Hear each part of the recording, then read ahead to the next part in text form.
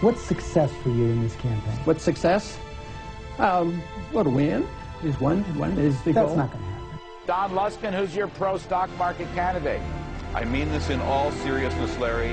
Ron Paul. Before we go, you can go online and rate the candidates' performances in tonight's debate. Just go to politics.msnbc.com. So far, we've received nearly 2,000 votes. The highest-rated candidate at the moment, Ron Paul, with 39%. Keep texting your votes. Who do you think was the winner of tonight's debate? Just text your vote to 36988. By the way, here's a look at the early results of our text message poll.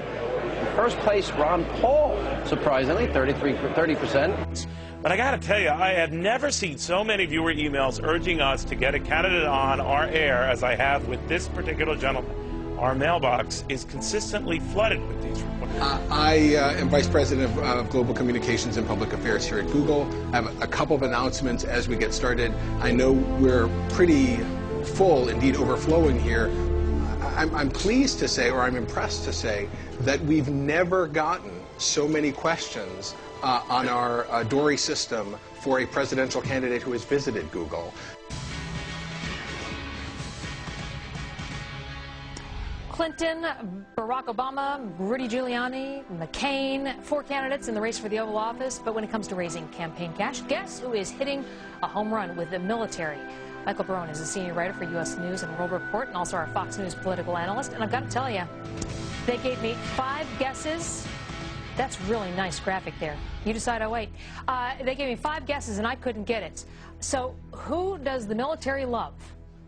Well, according to a website that's researched it, the #1 fundraiser from military personnel, Congressman Ron Paul of the 14th Congressional District of Texas. That is right outside Austin, Texas. Between Austin and Houston. Yeah, very, very interesting. How is Ron Paul's number so high?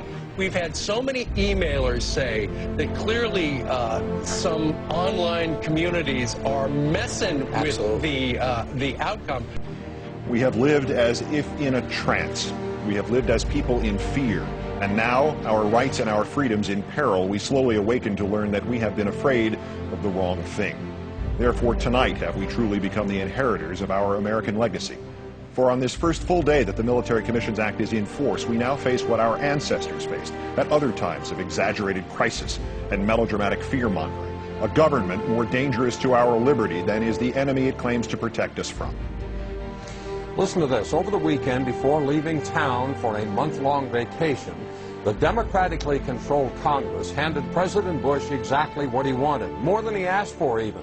Legislation that broadly expands the administration's power to eavesdrop without warrants on Americans' international phone calls and emails. It was a speech Mrs. Clinton gave in Iowa last week in which she told the crowd that she would keep American troops in Iraq because, quote, we cannot lose sight of our very real strategic national interests in this region.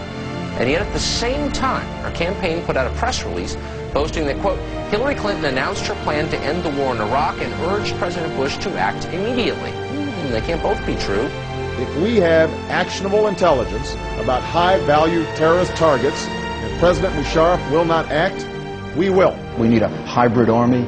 We need to look at nation building as part of what we have to teach our military. In 2 nights, you're going to have the Republican candidates here. They all support the war. They all support the president. They all supported the escalation. Thank you, Mr. Speaker. I rise to urge the Congress to think twice before thrusting this nation into a war without merit. Our politics is now about the answer to one briefly worded question. Mr. Bush has failed, Mr. Warner has failed, Mr. Reid has failed. So, who among us will stop this war? Hi, I'm Jill Hepker from Grinnell, Iowa. My question is, if you were president, what would be your strategy for ending the war in Iraq? Congressman Paul, what would it be? Just come home. We just marched in. We can just come home.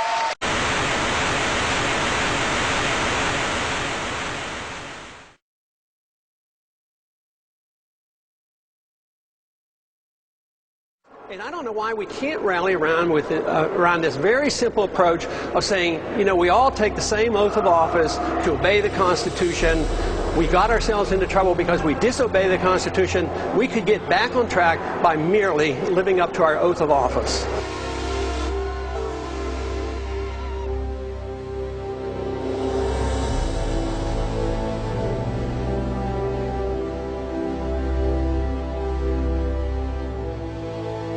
have allowed too much power to gravitate to the executive branch, and the Congress won't live up to their responsibility.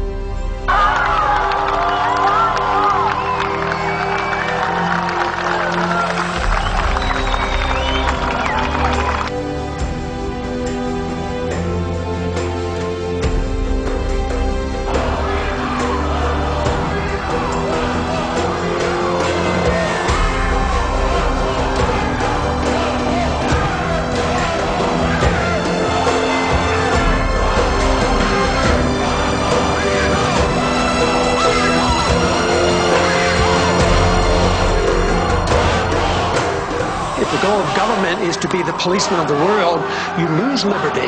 And if the goal is to promote liberty, you can unify all segments. The freedom message brings us together. It doesn't divide us.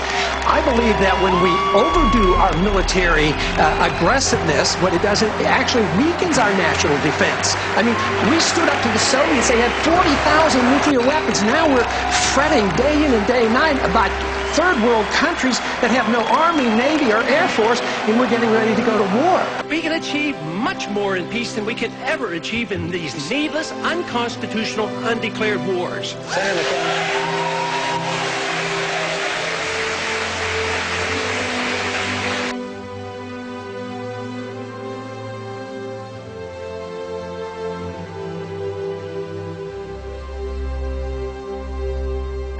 I would restore openness to government.